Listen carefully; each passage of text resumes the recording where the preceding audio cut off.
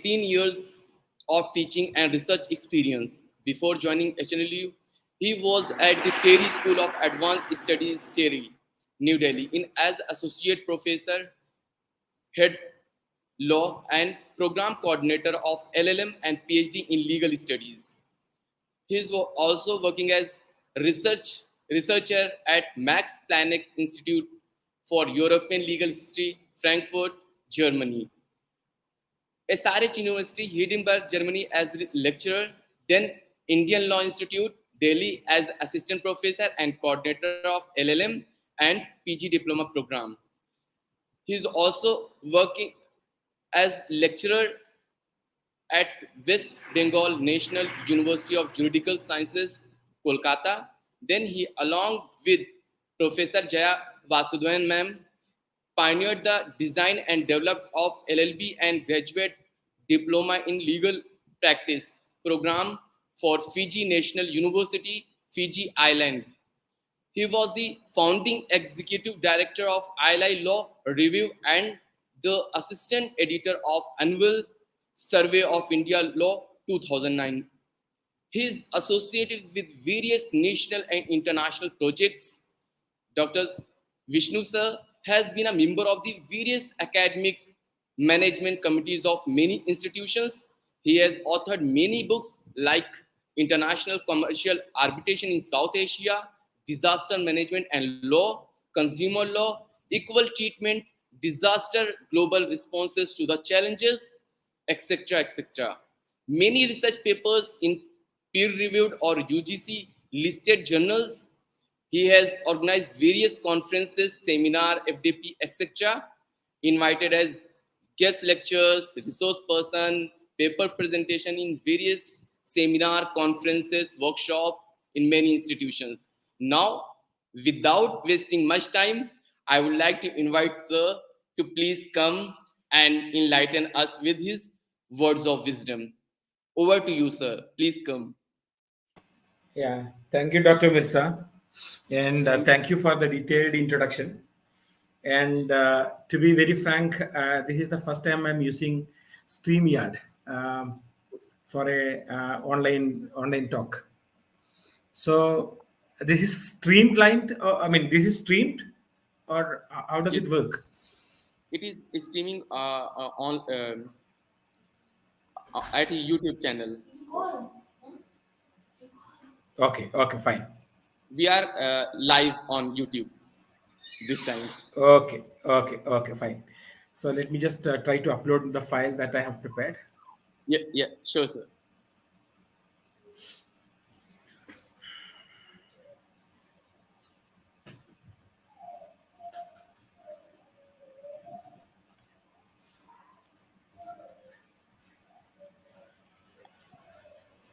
Okay, hopefully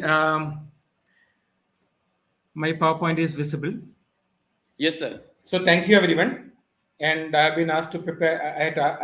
I've been asked to speak on disaster displacement and rights of climate refugee from a sustainable development perspective. And okay,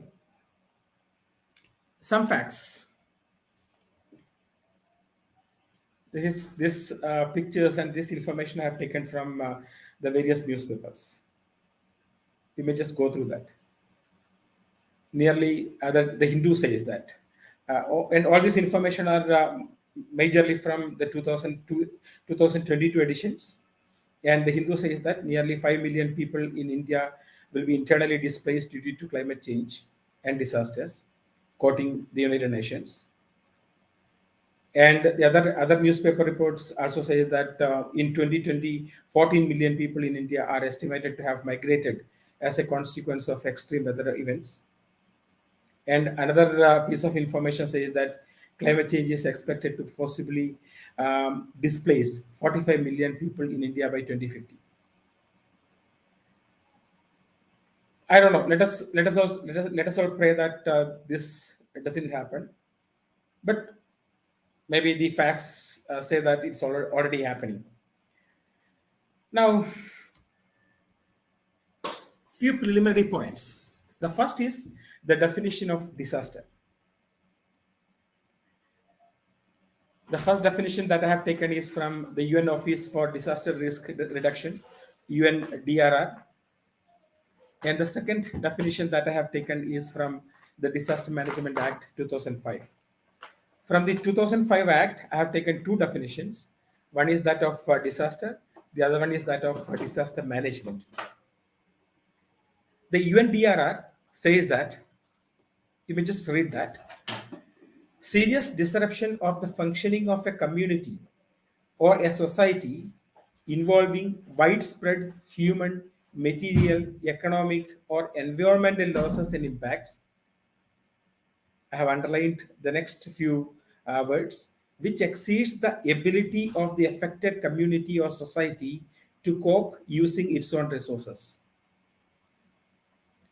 Now, why have I underlined these words, these phrases? Very often it depends upon the technical and the other infrastructure and the policy framework of that particular community, of that particular country, to deal with a mishappening. As all of you know, Japan is an earthquake prone country. But at the same time, we have not been hearing about too many casualties as a result of these tremors, these earthquakes. Why is it so?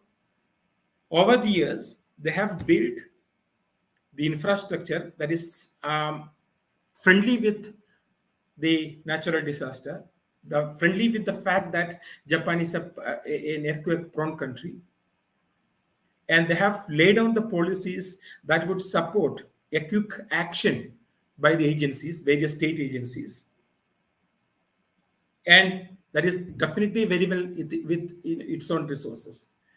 But at the same time, if such a disaster, such an earthquake happens in another country, say for example in Nepal or in Afghanistan, and to be very frank, even in India, the consequence would be something that would be terrible.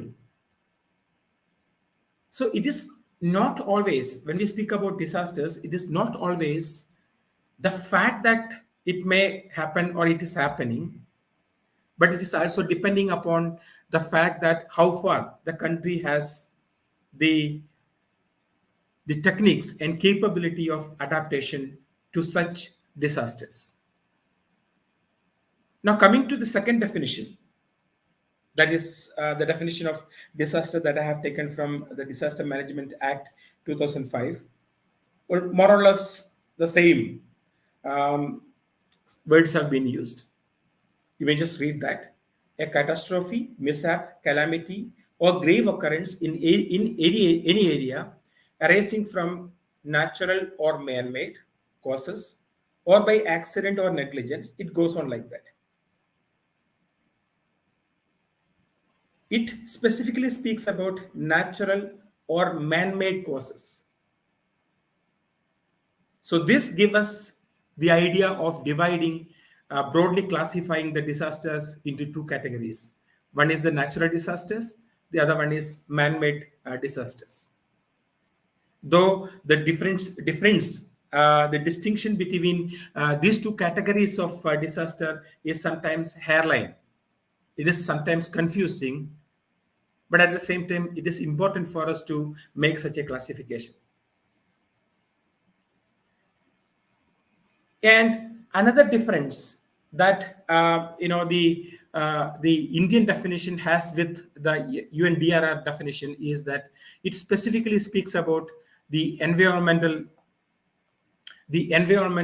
catastrophe or environmental mishap. It says that damage to or degradation of environment and is of such a nature or magnitude as to be beyond the going capacity of the community of the affected area. So it specifically speaks about, it includes within the definition of disaster, it includes an environmental mishap.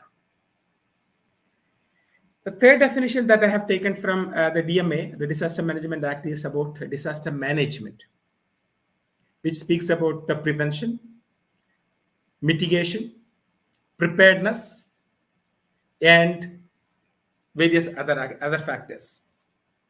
So, as all of you must be knowing, there are few terms, maybe 3 or 4 or 5 terms, because various literature speaks about various these terms. The words such as prevention, mitigation, preparedness, adaptation, etc. So it is the duty.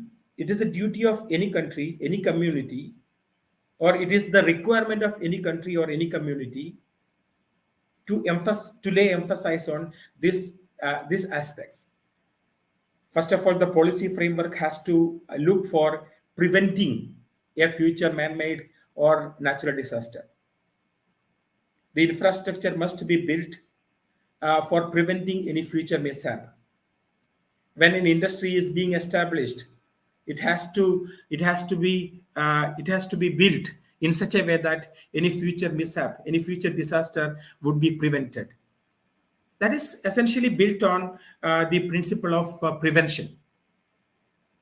All of you know about the principle of prevention. Principle of prevention says that when it is scientifically proven that a human activity is prone to a future risk, then all measures must be taken, all precautions must be taken so as to prevent that future mishap.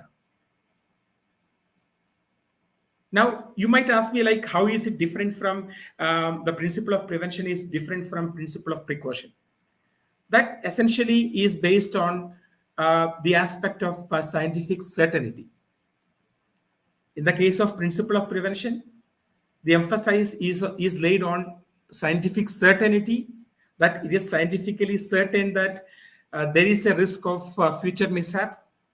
And in the case of a precaution, it is scientifically uncertain whether a future mishap may arise or may not arise. Anyway, let us not discuss too much on that. So that is briefly on prevention. And then mitigation. If a disaster happens, despite all our efforts to prevent a future mishap, if a disaster happens, how the consequences of such a mishap can be mitigated, how the number of casualties, how its impact on human beings and the property and the other resources and other non-human animals and flora and fauna can be mitigated. So any policy also should look at the mitigating the consequence of a mishap. And in that regard, capacity building must be made. We need to prepare ourselves, and there has to be a proper response to any threatening disaster situation, or there has to be a capacity of assessing the severity or magnitude of effects of disaster. Then the third point, according to me, would be the country's or the community's capacity of evacuation and rehabilitation. Disasters, despite our best efforts, would strike us. Maybe man-made disasters or maybe natural disasters, it would strike us. Of course, we need to concentrate on preventing such disasters, but sometimes our efforts to prevent would fail. Then we need to concentrate on mitigating the consequence of such disasters. And thirdly, we also need to concentrate on rehabilitating the victims, maybe the human victims as well as the other non-human victims, the flora and fauna. In the context of the environment, I would say that rehabilitating the environment can be easily called as restoring the environment or restoring the natural resources. So prevention, mitigation, and the third one is rehabilitation. And the fourth one, according to me, would be the policy. Every policy framework should focus on the adaptation techniques. Of course, disasters would strike us, but to what extent our community, our society, our country is capable enough to adapt to the changing circumstances during the disasters and after the disasters. Again, let me repeat: prevention, mitigation, rehabilitation, adaptation. This should be the, in my own words, of course, you will find many more words that has been used in literature. At least these are the four key mantras that any policy for framework should focus on while dealing with a disaster policy framework. Of course, we have the Disaster Management Act and the various procedure rules and procedures that has been established in the country. Of course, there has been since 2005. It has developed in India much. We are much better before the 2005 situation. But at the same time, we have miles to go in this regard. Now, something that I have been telling earlier also, disasters can be natural disasters as well as man-made disasters. Now, how to classify these two categories? Of course, maybe apparently this would like a very, a simple task of classifying. Natural disasters would include earthquakes, etc., landslides, etc.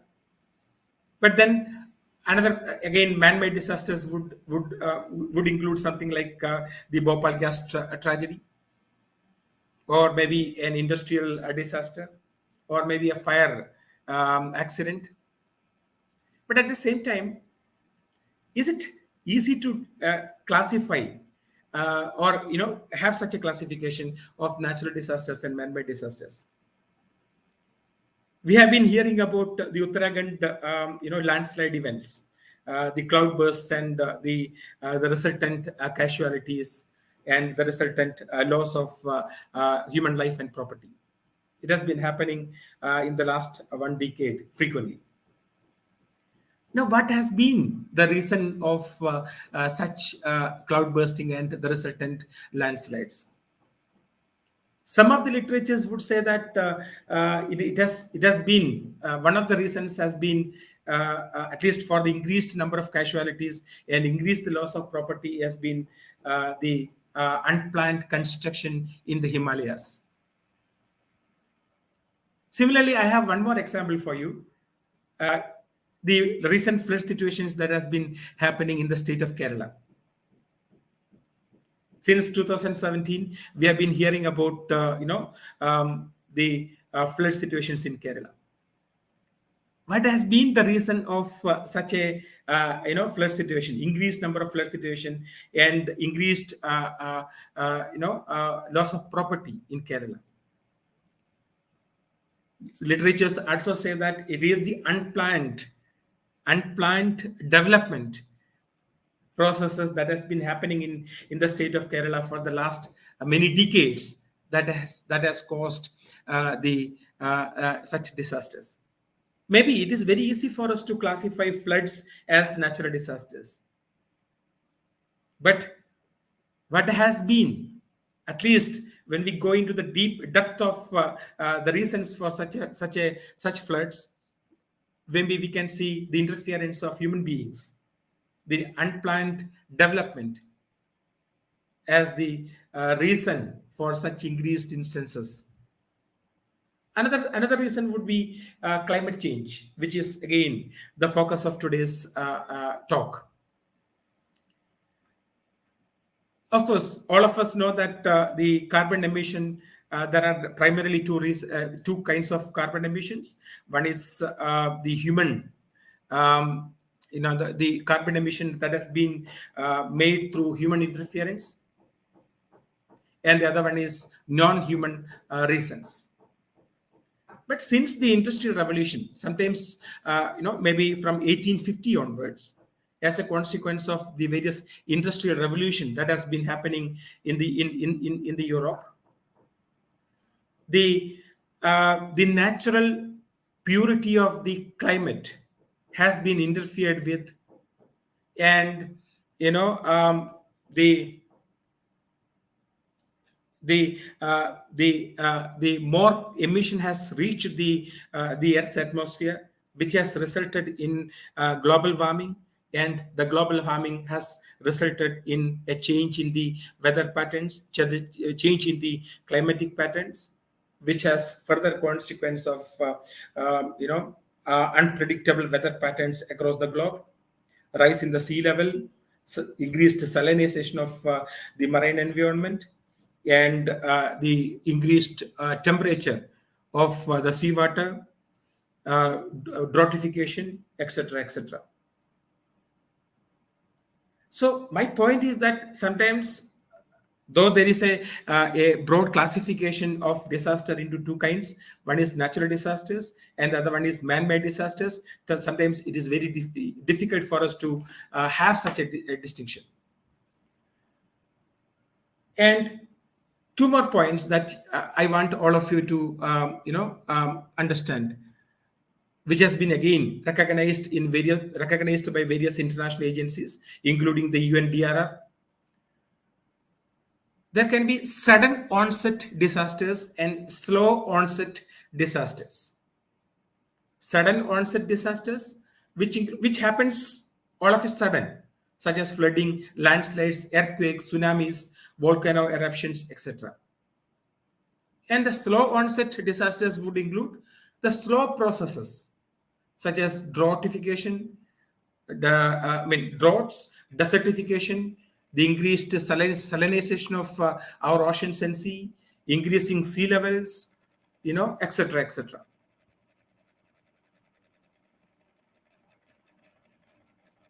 Now, even when we understand these categories of sudden onset disasters and slow onset disasters, it is important for us to understand the role played by the human beings, the anthropogenic reasons for such carbon emission and global warming, which results in the climate change and various other consequences. Is it easy for us to call them as natural disasters or man-made disasters? My point is that the difference is sometimes so blurred, so the difference is not much there. The next point that I would like to point is that when a disaster strike, actually during 2005 or 2004 2005, when I was a faculty member in Indian Law Institute, we have been working on, that is immediately before the enactment of the Disaster Management Act 2005, the Indian Law Institute was given the task of preparing the first draft of the Disaster Management Act. So we have been working on that. One of the a key point of discussion that we had was like the role played by the state in dealing with disasters sometimes is crucial. A country that is having less focus, less effective policy framework, and less preparedness would take that country to something that Thomas Hobbes called as the state of nature. I'm sure all of us have read about the idea of the state of nature in the famous argument of Thomas Hobbes, the scholar, in his book The Leviathan. The state of nature, according to him, is that there where there is no enforceable criteria of right and wrong, where human life was solitary, poor, nasty, brutish, and short, where the state of nature was the state of war, where the state doesn't exist or the state is so weak. Now, let me just take the case of the COVID-19 incident, the second wave of COVID-19 incident. At least, I've been in Delhi during those days. So to what extent the Indian community or Indian society has gone back to the state of nature as has been put by Thomas Hobbes, or Thomas Hobbes' idea of state of nature. If in the event of happening of such a disaster, if the state is prepared enough to deal with that, they would have provided sufficient ICU facilities and hospital facilities and oxygen supplies. Unfortunately, the state was not prepared. As a consequence, what happened? The human life was solitary, poor, nasty, brutish, and short. Let me just speak about, concentrate on one of the words here, brutish. I live in one of the group housing societies in Delhi NCR. At least before I joined HNLU, I was living in one of the group housing society in Delhi NCR. The RWA, the Resident Welfare Association of my society, had procured 2 oxygen cylinders for the use by the residents. I've seen it in my own eyes. There was a physical fight to catch hold of the oxygen cylinders. Even people, the residents, some of my own neighbors fought for those oxygen cylinders and oxygen masks, even if they were not in urgent requirement of those cylinders, but in anticipation of a future COVID infection into them or to their family members. A complete absence of state, a complete going back to Thomas Hobbes' idea of the state of nature, where every human being has gone back to the state of what? I don't know whether I'm getting clarity here. My argument is that in the event of disaster, if the state is not prepared, then there would be, of course, the community, the society going back to the state of war, in the idea of Thomas Hobbes, the state of nature. So it is important that the policy framework of the state focuses on the 4 elements that I have been mentioning about earlier. The policy framework should focus on prevention, mitigation, preparedness, adaptation, and rehabilitation. This should be the focal point of any policy framework that the state should have, the government should have towards handling disasters. Another word that I would like to present before you is the idea of human mobility. Human mobility, according to the United Nations and its various agencies, is understood to encompass the involuntary, internal, and cross-border displacement of populations, voluntary, internal, and cross-border migration, and planned and consented relocation. Okay, forget about this part of the 2015 advisory group report. Let me just further try to categorize that. So there are different kinds of population movement. There are different kinds of human mobility when a disaster strikes us. One is displacement. The other one is migration. And the other one is planned relocation. Now, what is displacement? When a disaster strikes, people living in that area is displaced forcibly. They do not have any option of staying back there. They have been displaced. When there is a flood situation, they have to move away from that place. When there is a landslide, they have to, at least if they are alive, they have to move away from that place.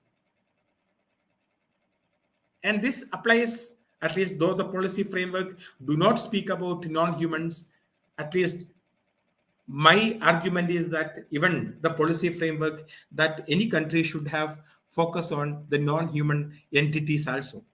For example, even the various flora and fauna, at least the animals and birds. So displacement is the forced movement of humans.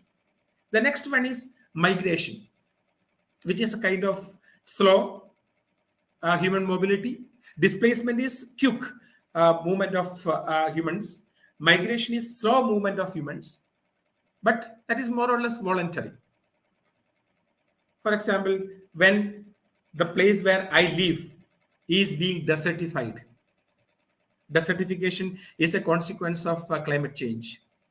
When the place where I live is being desertified, and the crops that I usually for generations altogether, which have been planting, and on which my villages and me have been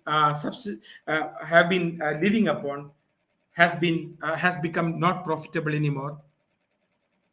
My source of income diminishes. I need to migrate to another green pasture. I have to move to another place where I can find the sufficient resources, sufficient money for feeding myself and my children. And this migration can be within the country and outside the country. And if it is within the country, we may call it as the internal displacement. And if it is outside the country, I'm not really sure what to call that. Such an cross-border migration of people, which is the consequence of the disasters. Can we call them as refugees? I'll come back to that question a little while after. And the third kind of human mobility is planned relocation. It's a more or less a planned process of settling persons or groups of persons for a new location. I don't know. Let me just take an extreme example for that. Like India, not India, the world scientific community has been planning to relocate at least a part of the human race to the various celestial planets, to Mars or to the moon in the future. This process has been happening in the last 1 or 2 decades. At least it has increased the effort has increased in the last couple of years. And there are private players as well as government players.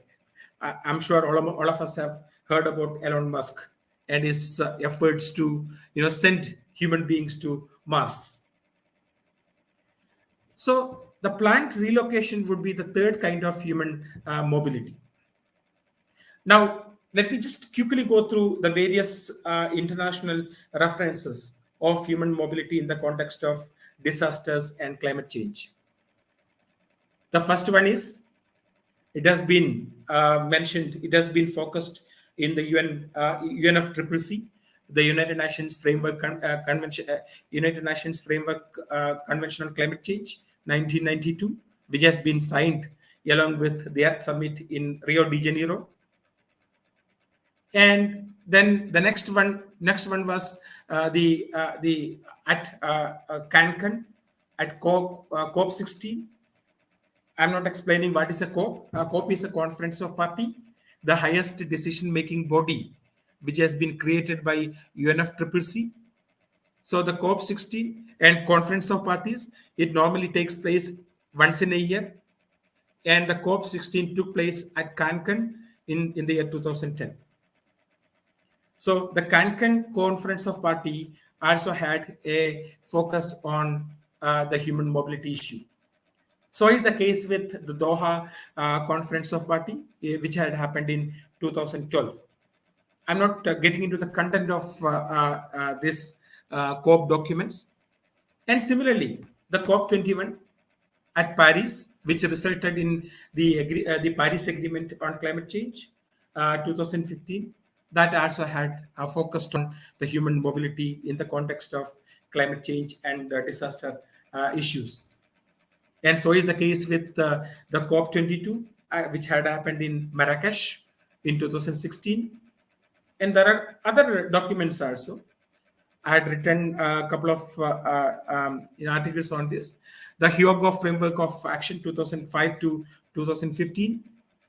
Hyogo Framework of Action was, adopted by the international community in Hyogo, Japan, in the towards the end of 2004.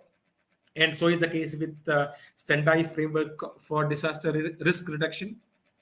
And you may just go through these documents because, paucity of time, I'm quickly referring these materials and I'm going ahead.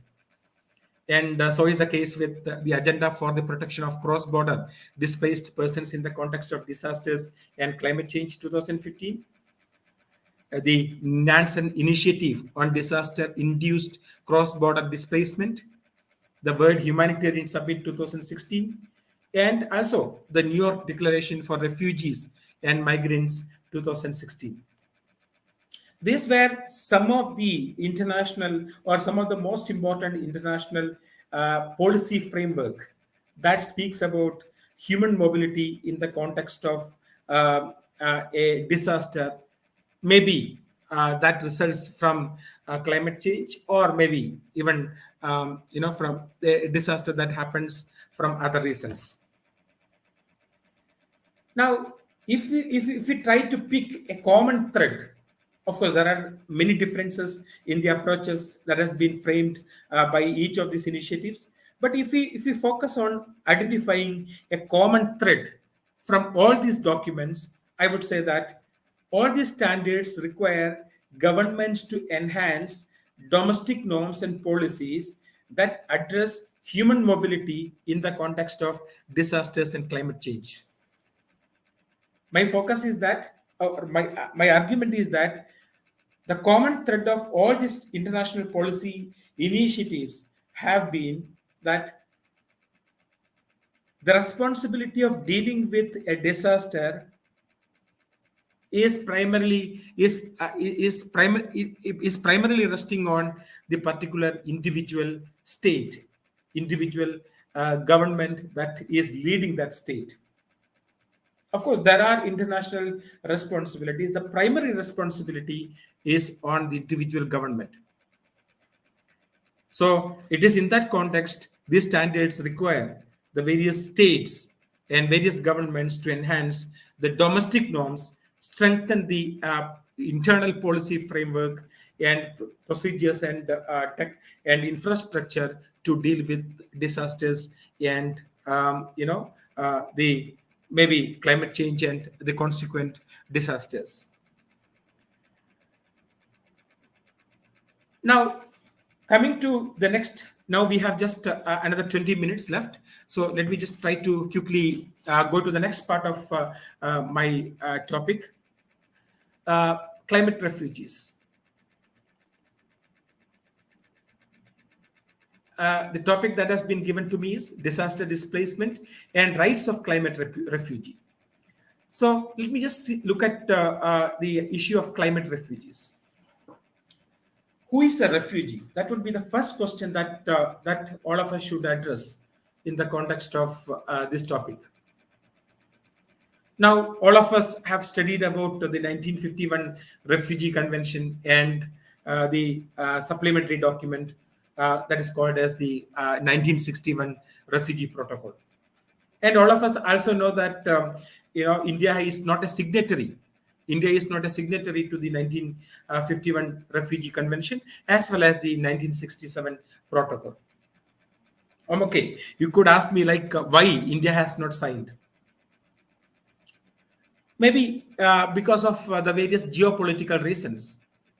Maybe we get refugees from Sri Lanka, we get refugees from Bangladesh, we get refugees from Myanmar, we get refugees from Afghanistan, we get refugees from Pakistan, we get refugees from even from some of the African countries. And India is already an overpopulated country, and the resources are limited. Maybe just enough, or maybe not so enough for the Indian population. So the question would be to what extent we would be able to recognize the rights of refugees that has been laid down in the 1951 document if we sign those documents and if we internally incorporate the provisions of this 1951 convention into our legal system. Maybe our policymakers felt that that is not possible, so we have not signed it. But at the same time, if you look at some of the cases, okay, let me just give you some cases at least. I'm sorry, I'm really having a fever and cold and cough. So some of the cases that I'll try to speak from my memory is P. Nedumaran versus Union of India, a case that, and there is one more case, Dr. Ramtos versus Government of India, two cases that has been that has gone to the apex court during the peak of the Tamil refugee crisis in India, in the context of the civil war in the Sri Lanka. All of us know that there has been a huge influx of Tamil refugees into India, at least to the state of Tamil Nadu and Kerala. And now these two Tamil politicians, they have gone to the court for recognizing the rights of refugees as laid down by the 1951 Refugee Convention. Of course, there are many more cases. That includes Khudiram Chakma versus Union of India, which has happened in the case of the Chakma refugees that has been who have been moving to the northeastern part of India in the context of the Bangladesh Chakma issue. And okay, let me go back to the Tamil issue. What happened in the case of P. Nedumaran case and Dr. Ramtos case? Both of these petitioners argued that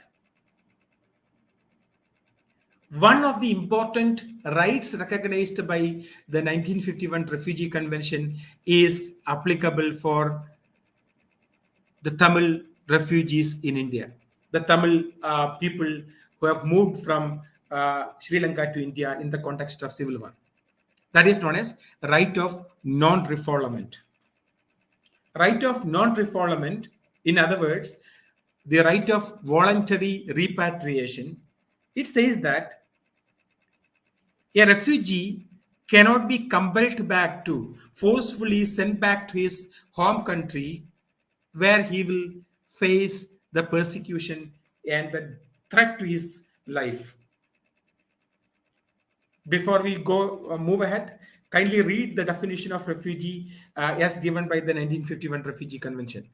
A refugee is someone who has been forced to flee his or her country because of persecution, war, or violence. A refugee has a well-founded fear of persecution for reasons of race, religion, nationality, political opinion, or membership in a particular social group. Most likely, they cannot return home or are afraid to do so. War and ethnic, tribal, and religious violence are leading causes of refugees fleeing their countries. This has been the summary of the definition of the 1951 Refugee Convention of refugees. Please note that environment or climate change or natural reasons related to environment threats are not included in the definition of a refugee as per the 1951 convention. This is more or less political in nature. Now, going back to the Nedumarans and Ramtos case, they said that right of non-refoulement is applicable in the case of Tamil refugees in India. Their argument was interesting. They said that, see, right of non-refoulement is part of the customary international law. All of us know, being law teachers, all of us know that India, though we call ourselves as a dualistic, we follow the dualistic pattern of international law and its relation with Indian municipal law. All of us know that we are in a complicated situation. Like while the treaty law can be incorporated within into Indian legal system only through the interference by the parliament, the customary principles of international law, as laid down by the Indian judiciary through various cases, which is called as the doctrine of incorporation or doctrine of auto incorporation, It says that as far as the particular provision of the customary principles of international law is not contradictory to an Indian law or in a provision of Indian law, that customary principle of international law is applicable in India. So the interference of the parliament is not required in the case of customary principles of international law. In my opinion, that is against the idea of the constitution, especially Article 253. 253 says that if there is a treaty, it is only the Indian Parliament that can that can internalize those treaty provisions in India, not the state legislatures, not the judiciary. But the judiciary has taken a contradictory view in such cases. Now, based on this argument, the right of non-refoulement in the case of Dr. Ramdos and P. Nedumaran case has been recognized as a part of right to life under Article 21. In summary, the Tamil refugees in India has right of non-refoulement. They cannot be forcefully sent back to their home country, to Sri Lanka, because right of non-refoulement is part of right to life under Article 21. I don't know. In my opinion, that is not in tune with the idea of the Constitution, at least Article 253. But that is the legal position that we have in India. Please keep this in mind. Now, what is the international position about climate refugees? So far, it is very hard to find the definition of climate refugees. But in the year 2019, the UN Human Rights Council, UN Human Rights Committee, all of us know that the UN Human Rights Committee has been established under the ICCPR, International Covenant on Civil and Political Rights.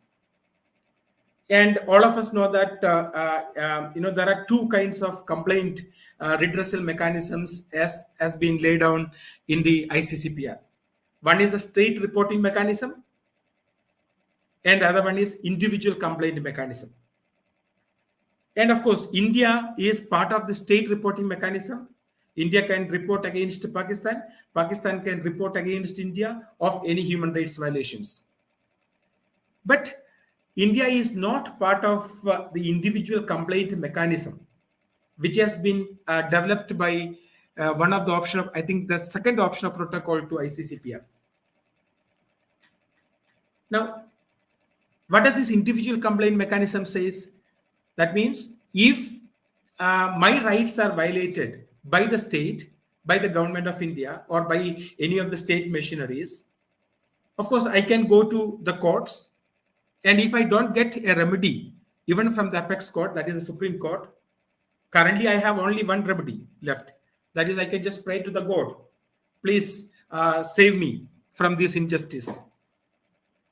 But if we had adopted the individual complaint mechanism as has been developed by the ICCPR and the optional protocol to ICCPR, against the decision of the apex court, the Supreme Court of India, I can file a complaint to the Human Rights Committee, the United Nations Human Rights Committee. The Human Rights Committee will look into the documents, look into the facts of the case, will hear the opinion of the government of India, and then will give a decision. So India is not part of these individual complaint mechanisms. But at the same time, majority of the world are part of this individual complaint mechanism. So is the case with New Zealand. I just have 10 minutes left. I'll quickly wind up. So there was a guy who was from one of the South Pacific countries. As you know, like South Pacific country, which is like, which we call as Oceania or Polynesia, most of the countries are island countries. There is a country known as Kiribati, Tuvalu, etc. Fiji Islands, etc., etc. Congo. Solomon Islands. And when we speak from the perspective of rising sea level, these are the countries that would be submerged in the sea if the climate change and the temperature increases in the way it increases now. And it has been predicted that Tuvalu would be one of those countries. So Mr. Ione, I don't know how to pronounce his name. Okay, let us call it as Ione. He was a person from citizen of Kiribati, and he has moved to New Zealand in the year 2015 along with his family. No, in 2005 along with his family.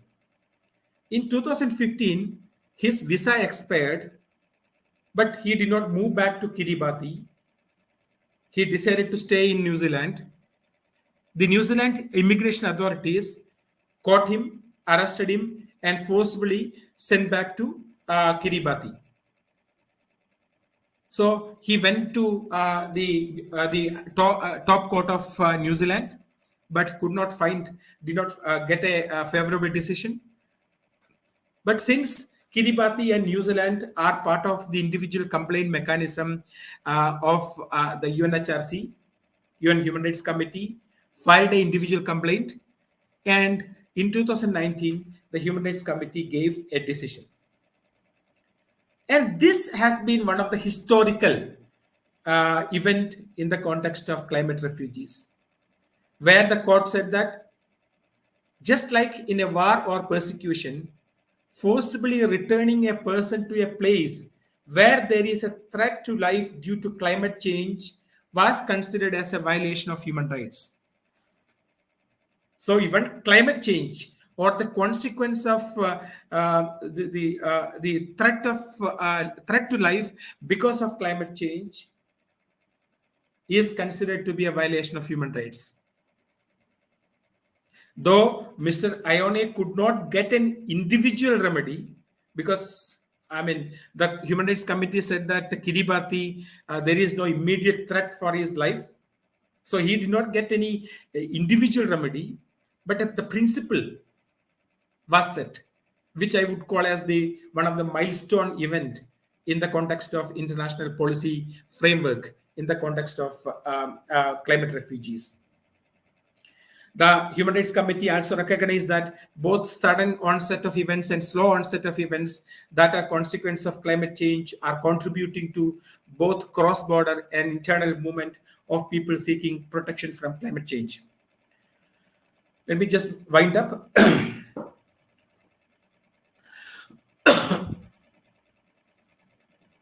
But despite this 2019 definition or decision of the Human Rights Committee, granting refugee status to climate refugees or people who are displaced as a consequence of climate-induced disasters is still controversial. There are legal challenges of proving the link between climate change and the human displacement, human mobility. There are other political and economic challenges, such as legal protection of refugees. Not many countries in the world would wanting to spend their resources for protecting refugees. And there are economic and resources challenges and various political challenges also. For example, we have been like in the context of the Syrian war, in the context of the Islamic State issue, we have been watching to what extent the European countries had faced resistance from their own population as well as from their own political counterparts. So granting refugee status to climate refugee or people who are moving, people who are displaced as a consequence of climate is not so easy. We need to have the international policy as well as the Indian policy, domestic policy need to have clarity on that. Again, couple of phrases are interchangeably used. Environmental migrants, climate change induced migrants, environmentally displaced people are some of the phrases, terms that are interchangeably used. But again, the question that I think is pertinent is that Can climate refugees be called as migrants? I don't think so. Refugees are persons who do not have an opportunity to plan. They are not migrants. They are not, they are not moving out of the country or moving out of their place of residence in a planned manner. They are moving like quickly. Now, in what context the human mobility that has been resulting out of the climate change and the resultant disasters can be called as migrants? I don't think that is the appropriate usage. Now, one more. In 2018, the UNHRC, again the Human Rights Committee, General Comment Number 36 on Article 6 of International Covenant on Civil and Political Rights. As all of us know, the ICCPR committee gives the general comments that interprets various provisions of ICCPR. I'm not getting into that. These are like all of us know, being law teachers. So, in just to put it before you, in 2018, General Comment Number 36 on Article 6 of the International Covenant on Civil and Political Rights, the Human Rights Committee stated that environmental degradation can be brought within the scope of violation of right to life under Article 6 of ICCPR. I would say that this is another milestone event after that decision from Human Rights Committee on that Kiribati man's case. This is another important event that would help a future development of policy framework in the area. Now, when we come back to India's policy, again, let me go back to one of my previous point. India is not a signatory to 1951 Refugee Convention, not signatory to the 67 Protocol.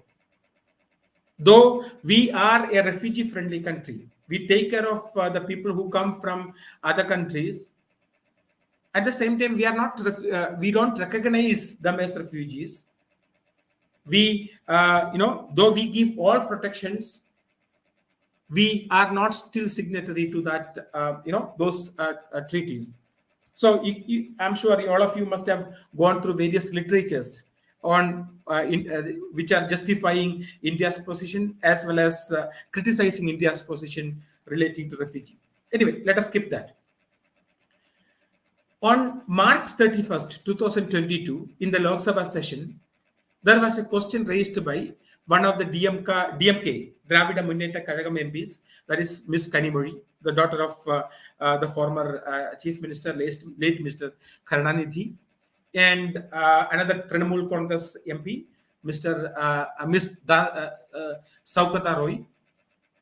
They wanted to know if the government was prepared to deal with the influx of climate refugees or those who would be forced to move away from the coasts and their traditional habitations because of rising sea levels and soil erosion. There are two parts of the question raised by Ms. Kanimozhi and Ms. Swagata Roy.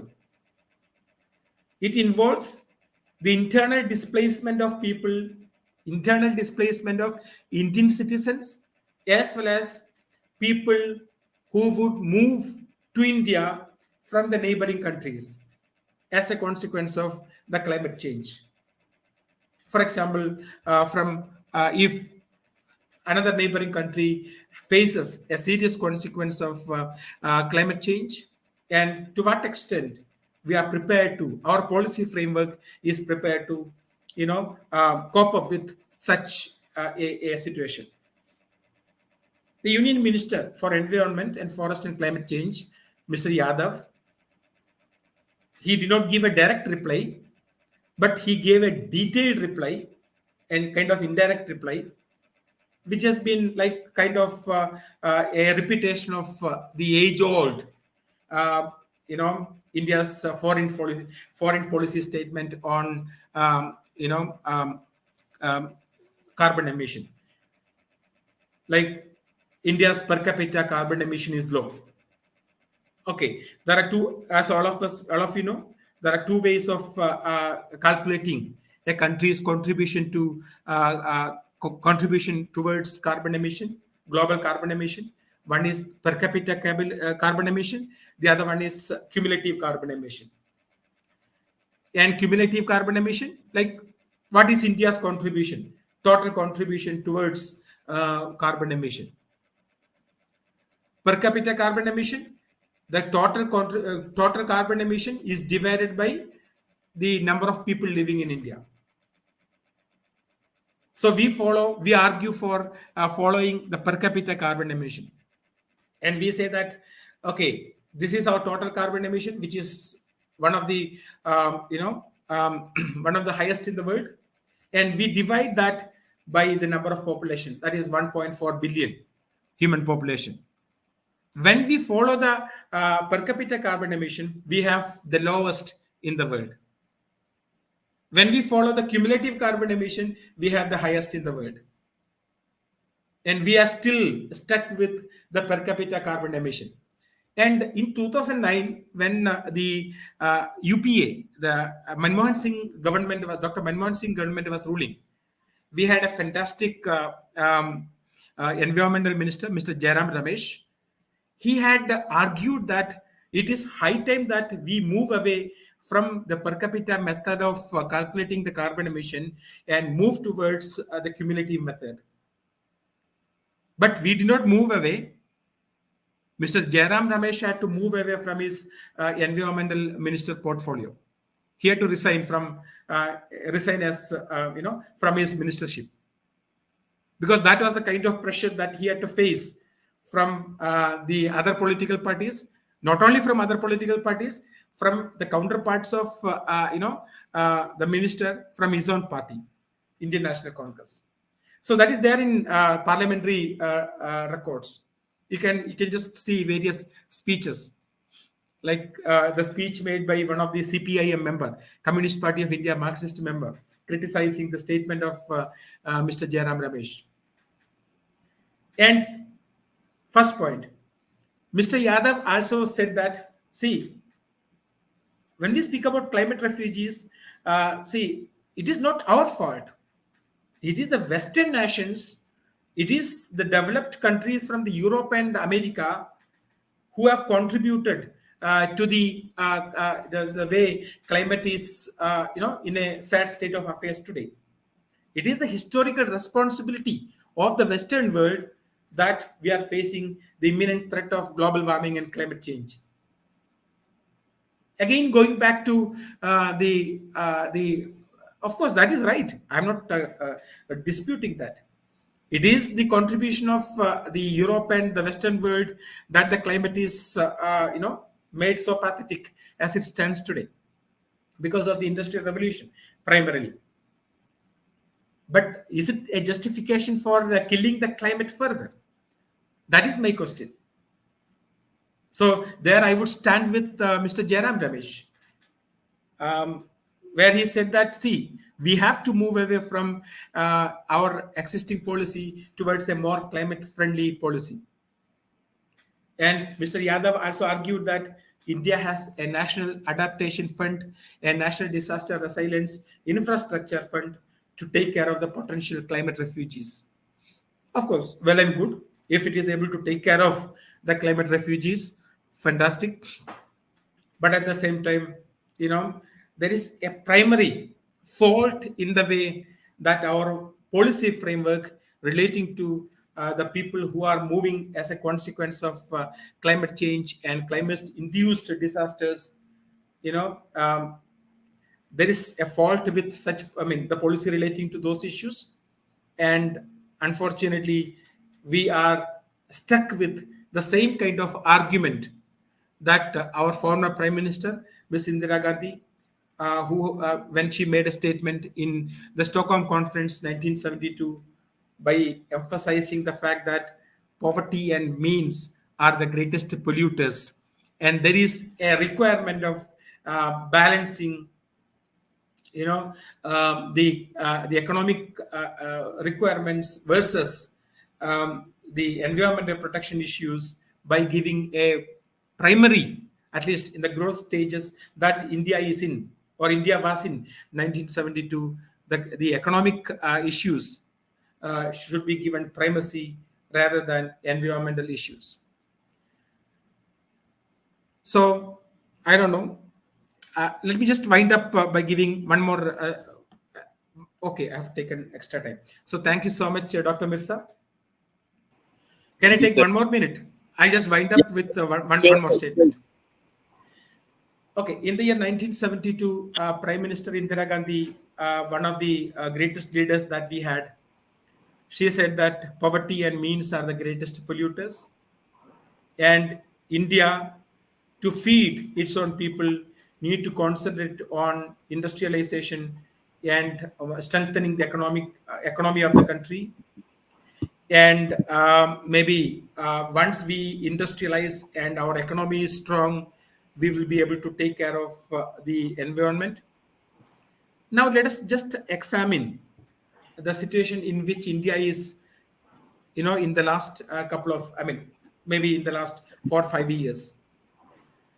According to some of the international think tank reports, Oxfam, GB, and the Lancet reports, which has been coming out since 2017, 18, 19, 20, and 21, India is the country which is ranked number one in the pollution related deaths in the country. Maximum, in other words, maximum number of people die in India because of pollution when compared to any other country in the world. We are number one in pollution related deaths. Now, okay, what was our Prime Minister saying? Former Prime Minister Indira Gandhi saying, like she was saying that, see, we need to concentrate on strengthening the economy. Okay, maybe we are still strengthening the economy. Why the economy has to be strengthened? To give food to our people. Now, this Lancet report also says that India has the maximum number of deaths in the country, in the world, because of malnutrition and hunger. Maximum number of people die in India because of malnutrition and hunger. Maximum number of people die in India because of pollution. So what did we achieve? There is an inherent, this shows that there is an inherent problem in the policy framework that we have in India, and it is high time that we change it, that would suit the requirement of the right to life of the people who are displaced because of climate change and climate induced disasters. Thank you so much. Thank you, sir. I don't know. Thank you, sir. Thank you so much. Sir, we have few questions from our attendees, uh, from which going to choose only one. If you may allow, shall I Yeah, proceed with yeah. it? Please go ahead. I'm okay. Like maybe that flow is not there in me because I Yeah, have yeah. throat pain and fever. So only one But I'm question. I'm okay. I can take answer any number of questions. The climate crisis is a human crisis. It is driving displacement and makes life harder for those already forced to flee. How UNHCR is providing protection to the victims? Is there any See, role of yeah? Yes, sir. yeah. Uh, of course, when you look at literature, you will find many arguments.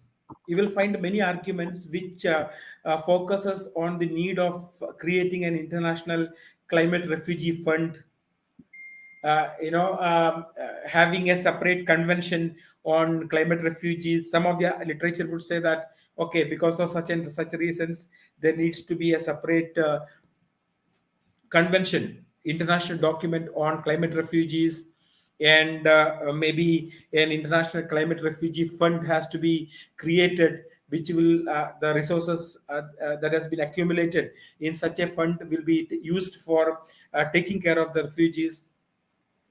But at the same time, um, we have to accept the fact that uh, the primary responsibility of dealing with refugees, including climate refugees, would be that of the country which faces the influx of the refugees. If people move to India or people move within India because of climate change or because of disasters, the primary responsibility of finding resources and the primary responsibility of taking care of those people would be that of Indian state. Maybe we get some assistance from international agencies or from other countries, like when there was an earthquake in Nepal, maybe various other countries including India sent assistance, but that is just that cannot be obligatory. So it is important that our policy framework focuses on strengthening the internal policy rather than expecting that an international agency would come and help. And that goes in tune with the international human rights policy and international environmental policy.